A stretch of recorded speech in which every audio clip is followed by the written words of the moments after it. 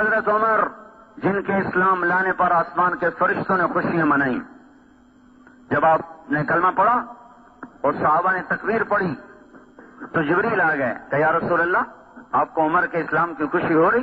آپ نے کہا ہو رہی۔ کہ استبشر بہ اہل السماء، آسمان کے فرشتے بھی خوش ہو رہے ہیں عمر کے اسلام لانے پر۔ یہ وہ شخص ہے جس راستے سے گزرتا تھا شیطان وہ راستہ چھوڑ جاتا تھا، اور یہ وہ شخص ہے کہ آپ نے فرمایا عرفات کے میدان میں سارے صحابہ موجود ہیں 1.25 لاکھ، تو آپ نے کہا اس وقت اللہ تعالیٰ میرے صحابہ پہ فخر کر رہا ہے، عمر بن خطاب پہ خاص طور پہ فخر فرما رہا ہے۔ اور آپ نے فرمایا میرے بعد کوئی نبی ہوتا تو عمر ہوتا۔ وہ شخص ہے۔ اور آپ نے کہا میرے 2 وزیر زمین میں، 2 آسمان، زمین کے ابو بکر اور عمر، آسمان پہ جبریل و میکائیل۔ ایسے بلند مقام کے شخص، اور فتوحات ہو گئیں، خزانے اٹھ کے مدینے پہنچ گئے، اپنا حال وہی جو کہ انچھنے آٹے کی روٹی، ٹاٹ لگے پیوند، مہینے میں 1 دفعہ گوشت کھانا۔ صحابہ نے مشورہ کیا بہت مشقت میں ہے عمر، ان کو چاہیے کہ اب نرمی کریں، کوئی نوکر رکھیں، اچھے کپڑے پہنیں، اچھا کھانا کھائیں، بڑے بڑے بادشاہ آتے ہیں ملنے کے لیے، اب ان کی مجلس ہونی چاہیے، اعلیٰ نظام ہونا چاہیے، سسٹم ہونا چاہیے، تو ان سے بات کی جائے۔ کون بات کرے؟ یہاں آ کر سارے چپ، کون بات کرے؟ کسی کو ہمت نہیں ہو رہی، تو انہوں نے آپس میں مشورہ کیا حضرت حفصہ بات کریں، حضرت عائشہ بات کریں، دونوں امہات المومنین ہیں، تو ان کی قدر کریں گے، ان کی سن لیں گے۔ حضرت علی نے فرمایا مانیں گے کوئی نہیں، کر کے دیکھ لو۔ تو یہ دونوں مائیں تشریف لے گئیں، ایک تو بیٹی ہیں، استقبال کیا، بٹھایا، حضرت عائشہ نے بات شروع کی، امیر المومنین، اللہ تعالیٰ نے اپنے نبی پر دنیا کا دروازہ نہیں کھولا تھا، وہ دنیا سے ایسے ہی چلے گئے، نہ دنیا آئی نہ انہوں نے اس کو چاہا۔ میرے باپ نے حکومت سنبھالی، نہ دنیا آئی نہ انہوں نے چاہا، نہ کھلی نہ انہوں نے کھلوائی، وہ بھی دنیا سے ویسے ہی چلے گئے۔ اللہ تعالیٰ نے آپ کی برکت سے اسلام کو زندہ کیا اور ساری دنیا میں اسلام کا ڈنکا بج گیا، ساری دنیا کے خزانے اٹھ کے مدینے آ گئے ہیں۔ اب وہ زمانہ نہیں رہا، آپ اپنے اوپر رحم کھائیں اور اپنے طرز زندگی بدلیں۔ آپ اتنے موٹے کپڑے پہنتے ہیں، جسم کو تکلیف ہے، آپ نرم کپڑا پہنیں۔ اب آپ پر بڑھاپا طاری ہے، آپ اتنی سخت غذا کھاتے ہیں، آپ اپنے لیے نرم غذا کریں۔ آپ کو خدمت کی ضرورت ہے، کوئی نوکر رکھیں۔ آپ کے پاس بڑے بڑے وفد آتے ہیں، آپ کوئی مجلس ہو، اچھی پوشاک ہو، اچھا کپڑا ہو، یا برائے مہربانی آپ ہماری اس بات پر غور فرمائیں۔ اور حضرت عمر کا رنگ تبدیل ہو رہا۔ جب بات ختم کی تو کہنے لگے تمہیں کس نے بھیجا میرے پاس؟ کہنے لگی پہلے آپ ہاں نہ تو کریں۔ تو فرمایا کہ اگر مجھے پتہ چل جائے جنہوں نے تمہیں بھیجا میرے پاس تو میں مار کے ان کے چہرے کالے کر دوں۔ پھر اپنی بیٹی سے مخاطب ہوئے، حضرت حفصہ سے، کہنے لگے تو گھر والی ہے اور گھر والے کو پتہ ہوتا ہے گھر میں کیا ہے، تو بتا تیرے گھر میں اللہ کے نبی نے کبھی زندگی بھر 2 وقت کھانا کھایا؟ کبھی زندگی میں 2 وقت کھانا کھایا؟ صبح کھایا تو شام نہیں کھایا، شام کھایا تو صبح نہیں کھایا؟ کیا تو اس پر اقرار کرتی ہے؟ تو اللہم نعم، کہاں میں اس پر گواہ ہوں۔ کیا تجھے یاد ہے کہ ایک دفعہ تو نے میز پہ کھانا رکھ کے دیا تھا تو حضور کے چہرے کا رنگ بدل گیا تھا، غصے کی وجہ سے تو انہوں نے میز سے کھانا اٹھا کے زمین پہ رکھا تھا، زمین پہ بیٹھ کر کھایا تھا کہ میں غلام ہوں، مجھے شاہی پسند نہیں ہے۔ ایک دفعہ حضرت عائشہ رضی اللہ تعالیٰ عنہ نے، الگ واقعہ سنا رہا ہوں، حضرت عائشہ رضی اللہ تعالیٰ عنہ نے عرض کی یا رسول اللہ آپ کیسے بیٹھے ہیں؟ آپ ذرا ٹیک لگا کے کھائیں، ہم کو آسانی رہے گی۔ تو آپ بجائے ٹیک لگانے کے آپ جھکتے آپ نے اپنی پیشانی زمین پہ لگا دی کہ نہیں، میں تو غلام ہوں، میں کیسے ٹیک لگا کے کھا سکتا ہوں؟ میں اپنے رب کا غلام ہوں، میں غلاموں کی طرح کھاؤں گا، میں اسے دکھانا چاہتا ہوں کہ میں تیرا بندہ اور تیرا غلام ہوں۔ پھر فرمایا تجھے بستر یاد ہے کیا تھا تیرے نبی کے گھر میں؟ کہ جی ہاں، ایک ٹاٹ تھا جسے رات کو دوہرا کر دیتی تھی، دن میں پھیلا دیتی تھی۔ آپ نے فرمایا تجھے وہ رات یاد ہے جب ایک دن تو نے ایک تہ اس کی اور لگا دی تھی، دوہرے کی بجائے چوڑا کر دیا تھا، تو صبح پھر حضور نے پوچھا تھا حفظہ میرا بستر بدل دیا؟ کہ نہیں یا رسول اللہ وہی ہے، ایک تہ اور لگا دی تھی تاکہ نرم ہو جائے۔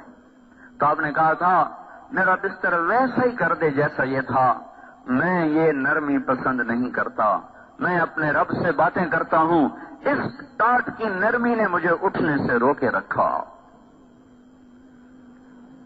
بول تو گواہ ہے؟ کہ میں گواہ ہوں۔ کیا تمہیں یاد ہے حضور کا ایک ہی جوڑا ہوتا تھا؟ کہ جی ہاں۔ کیا اسے خود دھوتے تھے؟ کہ بالکل۔ کیا بعض اوقات یہ حال ہوتا تھا کہ نماز کا وقت ہوتا اور آپ کپڑے دھو کے لٹکا کے اندر بیٹھے ہوتے تھے، بلال آ کر عرض کرتے یا رسول اللہ نماز کا وقت ہو چکا ہے، تو آپ فرماتے میرے پاس کپڑے کوئی نہیں ہیں پہننے کے، ہم تو روزانہ ہی جوڑے بدلتے ہیں۔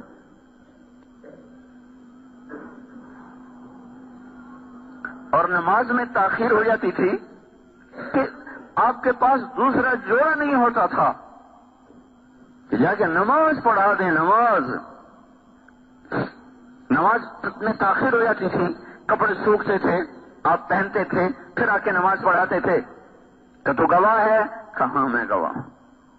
کہ تجھے یاد ہے ایک دفعہ ایک عورت نے 2 چادریں ہدیے کے لیے بھیجنے کا کہا تھا، اس وقت آپ کے پاس ایک جوڑا بھی نہیں رہا تھا، تو اس نے ایک چادر بھیج دی تھی اور ایک چادر بھیجنے میں دیر کر دی، نماز کا وقت ہو گیا تو آپ نے ایک ہی چادر کو اپنے جسم پہ لپیٹ کے جا کے نماز پڑھائی تھی۔ یہ وہ ہستی ہے جن کے اشارے پر جنت کے زرق برق لباس اتر سکتے تھے، جنت کی سواریاں ان کے گھوڑے دروازے پر براق باندھے جا سکتے تھے، دسترخوان سجائے جا سکتے تھے۔ کیا تجھے یاد ہے؟ کہ جی بالکل یاد ہے۔ تو پھر مجھے کیا سبق پڑھانے آئی ہو؟ جاؤ ان لوگوں کو بتا دو کہ 3 ساتھی تھے، 3 راہی تھے جو ایک منزل پر چلے، ایک راستے پر چلے، ایک چلا پہنچ گیا، دوسرا چلا پہنچ گیا، تیسرا راستے میں ہے، راہ میں ہے، ان کے قدم بقدم چلے گا تو پہنچے گا، اگر ان کے قدموں سے ہٹ گیا تو بھٹک جائے گا۔ لہذا بتا دو ان کو کہ اس ذات کی قسم جس کے قبضے میں عمر کی جان ہے، میں اپنے آپ کو اسی تنگی میں رکھوں گا، کیونکہ میں نے اسی حال میں اپنے نبی سے جدائی، میرا نبی مجھ سے جب جدا ہوا تھا تو میں اسی حال میں تھا، میں اس حال کو نہ بدلوں گا یہاں تک کہ میرا رب مجھے اپنے ساتھیوں سے ملا دے۔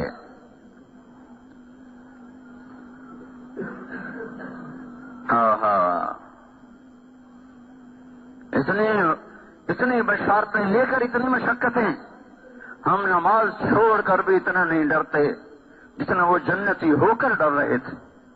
اس کو کتنے جمعے میں آئے بیٹھے ہیں، یہ ہر دفعہ مجھے پریشان کر دیتے ہیں اور مجھے رلا دیتے ہیں کہ یہ باقی نمازوں میں کہاں غائب ہو جاتے ہیں، انہیں کیا ہو جاتا ہے، کیوں ان کا ایمان جا کے گم ہو جاتا ہے، کیوں ان کا ایمان بیدار نہیں ہوتا؟ کیا یہ ندا صرف 8ویں دن آتی ہے کہ آ جاؤ مسجد میں؟ یہ تو 5 دفعہ ندا پڑتی ہے، حی علی الصلاۃ، آ جاؤ آ جاؤ آ جاؤ، اس وقت میں کیوں نہیں قدم اٹھتے؟ اتنے بڑے فریضے کو چھوڑ کر بھی پرواہ کوئی نہیں، اور وہ جنت کی بشارتیں لے کر اس طرح بیٹھے رو رہے ہیں، اور نماز میں ہی جان پیش کی اللہ کو۔ خنجر نماز میں لگا، ہوش میں آتے ہی پوچھا مجھے کس نے مجھے خنجر مارا؟ کہ مجوسی نے کہا شکر ہے میرے مولا تو نے کسی مسلمان کے ہاتھ میری موت نہ لکھی، ایک کافر کے ہاتھ مجھے شہادت اعلیٰ نصیب فرمائی۔ جب بچنے کی امید ختم ہو گئی تو اپنے بیٹے کو بلایا۔ اب دیکھو وہ کہتے تھے میں قدم بقدم چلوں گا تاکہ اپنے ساتھیوں سے مل جاؤں، دیکھو اللہ نے ملایا کیسے۔ جب بچنے کے آثار ختم ہو گئے تو اپنے بیٹے کو بلایا کہ بیٹا جاؤ اما عائشہ سے پوچھ کے آؤ کہ عمر اپنے ساتھیوں کے پاس دفن ہونے کی اجازت چاہتا ہے، اجازت دے دے تو مجھے وہاں دفن کرنا، نہیں تو جنت البقیع میں جا کے مجھے ڈال دینا۔ اور ان سے کہنا کہ عمر پوچھ رہا ہے، یہ نہ کہنا امیر المومنین پوچھ رہا ہے، میں امیر المومنین نہیں ہوں۔ حضرت عبداللہ بن عمر آئے, دروازے پر دستک دی. ام عائشہ نے اندر آنے کی اجازت دی تو اندر بیٹھی رو رہی تھی, وہ بھی رو, سارا مدینہ رو رہا تھا, سارا اسلام ہی رویا عمر کے مرنے پر. تو انہوں نے عرض کی, اما جان میرے باپ کی یہ تمنا اور خواہش ہے, آپ سے اجازت چاہتے ہیں.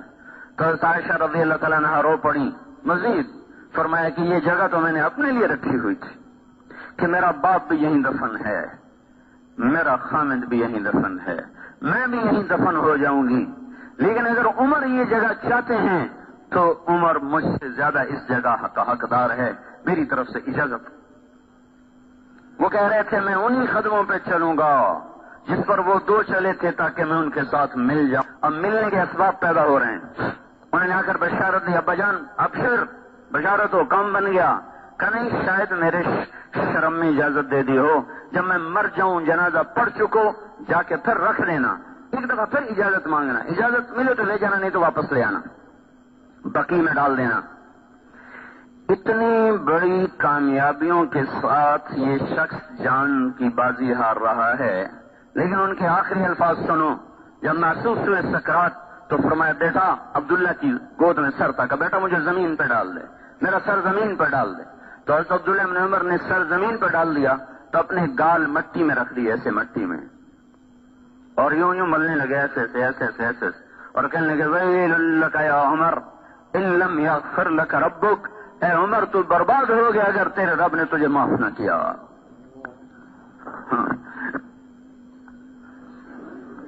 جنت کی خوشخبریاں لے کر بھی وہ کہے تو برباد ہو گیا اگر تیرے رب نے تجھے معاف نہ کیا. یہ مجمع نماز چھوڑ کر بھی کبھی نہیں رویا کہ آئے ہمارا کیا بنے گا.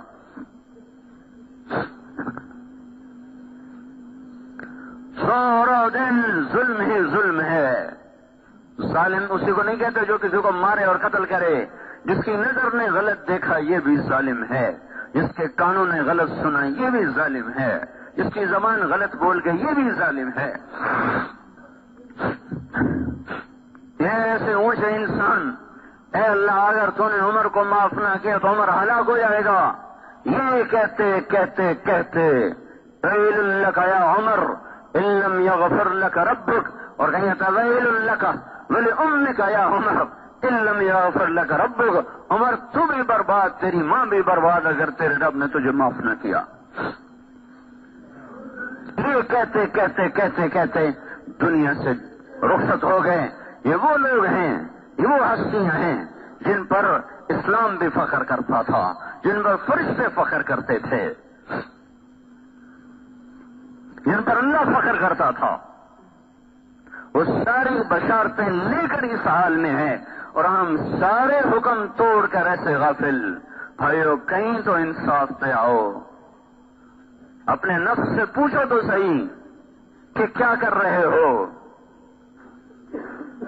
اپنی عقل سے سوال کرو, اس سوئے ہوئے ضمیر کو کسی رات کی تنہائی میں بیدار کرو کہ کیا کر رہے ہو, کس چیز پہ محنت کر رہے ہو, کن چیزوں کے پیچھے بھاگ رہے ہو. حضرت صاحب نے جنازہ پڑھایا, پھر جنازہ اٹھا اور حضرت عبداللہ بن عمر نے آ کر اما عائشہ کے دروازے پر رکھ دیا. پھر آگے بڑھے, سارا مجمع پیچھے, یہ آگے بڑھے, دستک دی کہ ام المومنین میرا باپ دروازے پہ حاضر ہو چکا ہے اور اندر آنے کی اجازت چاہتا ہے. حضرت عائشہ رضی اللہ تعالیٰ عنہ نے مرحبا بعمر, مرحبا بعمر, خوش آمدید ہو عمر کے لیے, اپنی اوڑھنی کو اٹھایا اور باہر چلی گئیں. اور صحابہ اندر اترے, اندر گئے قبر کھودنے کے لیے.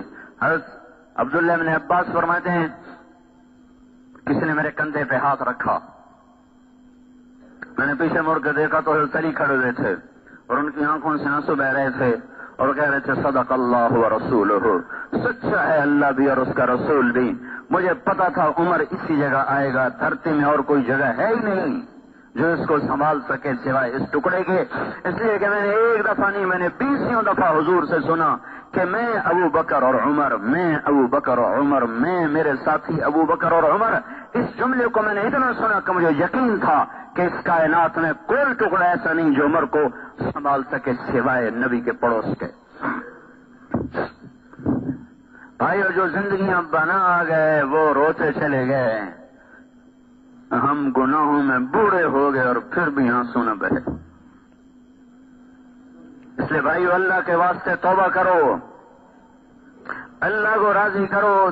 انفرادی مسئلے حل کرانے ہوں، اجتماعی مسئلے حل کرانے ہوں، ملکی مسئلے حل کرانے ہوں، عالم کے مسلمانوں کا مسئلہ حل کرانا ہو، یہ سیاستدانوں کے بس کی بات نہیں ہے، یہ حکمرانوں کے بس کی بات نہیں ہے، یہ فوج اور پولیس کے بس کی بات نہیں۔ وہ بیچارے ہمارے جیسے کمزور انسان ہیں۔ اللہ کو واسطے دو، اس کو مناؤ، وہ ارادہ کر لے، اور اس کو منانا ماں سے زیادہ آسان ہے۔ ماں کو منانا کتنا آسان ہوتا ہے، اس سے زیادہ آسان اللہ کو منانا ہے۔ توبہ کرو اللہ کی بارگاہ میں، ایسی توبہ کہ توبوا الی اللہ جمیعا ایھا المؤمنون، سارے مل کے کرو، وتوبوا الی اللہ توبۃ نصوحا، اور سچی توبہ کرو۔ اللہ کا بھی اعلان سنو، من تقرب الی تلقیتہ من بعید، جب کوئی توبہ کر کے میری طرف آتا ہے، چاہے زندگی اس کی گناہوں میں گزر گئی، رواں رواں سیاہ ہو گیا، پھر بھی جب وہ میری طرف قدم اٹھاتا ہے تو میں اپنی جگہ سے اٹھ کر آگے اس کا بڑھ کر استقبال کرتا ہوں۔ اللہ کو استقبال کرتا پاؤ گے بھائیو اگر ہم توبہ کریں گے۔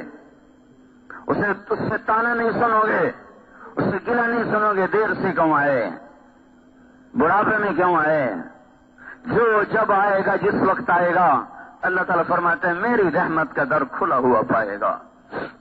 تو بھائیو ایسے کریم اللہ سے ٹکر لے کے زندگی گزارنا بہت بڑی نادانی ہے۔ اللہ کے واسطے میں بھی توبہ کرتا ہوں، آپ بھی توبہ کریں، اس کے سوا کوئی راستہ نہیں۔ مسجدیں بھرو، اپنے آپ کو سود سے نکالو، یہ موسیقی کی تانوں سے اپنے آپ کو نکالو۔ جو قوم موسیقی میں ڈوب جاتی ہے ان کا مقدر کبھی نہیں طلوع ہو سکتا، ان کے لیے غروب ہی مقدر ہے، غروب ہی مقدر ہے۔ دنیا کی تاریخ گواہ ہے اس پر۔ جن قوموں میں سود پھیلا وہ کبھی نہ پنپ سکی، جن قوموں میں ظلم پھیلا وہ کبھی نہ سبز اور ہری ہو سکی، جن قوموں میں فحاشی پھیلی ان قوموں کو صفحہ ہستی سے مٹا دیا گیا۔ بھائیو یوں مغرب کے پیچھے اندھے ہو کے نہ چلو، مغرب اندھیرے کی جگہ ہے، یاد رکھو، مشرق روشنی کی جگہ ہے۔ مغرب میں تو سورج جیسا روشن چراغ جا کے ڈوب جاتا ہے اور اندھا ہو جاتا ہے، مغرب میں تو سورج جیسا چراغ جا کے بجھ جاتا ہے۔ تو اگر مغرب کے پیچھے چلو گے تو سوائے اندھیروں کے کچھ نہیں ملے گا۔ یہ وہ غار ہے جو سورج کی روشنی کو بھی کھا جاتا ہے، یہ وہ اندھیرے ہیں جہاں سورج بھی بے بس ہو جاتا ہے، عاجز ہو جاتا ہے، بجھ کے رہ جاتا ہے۔ مشرق ہے، مشرق جہاں سے روشنیاں پھوٹتی ہیں، جہاں سے روشنیاں طلوع ہوتی ہیں۔ فاران کی چوٹیاں مشرق میں تھیں جہاں سے آفتاب نبوت طلوع ہوا ہے۔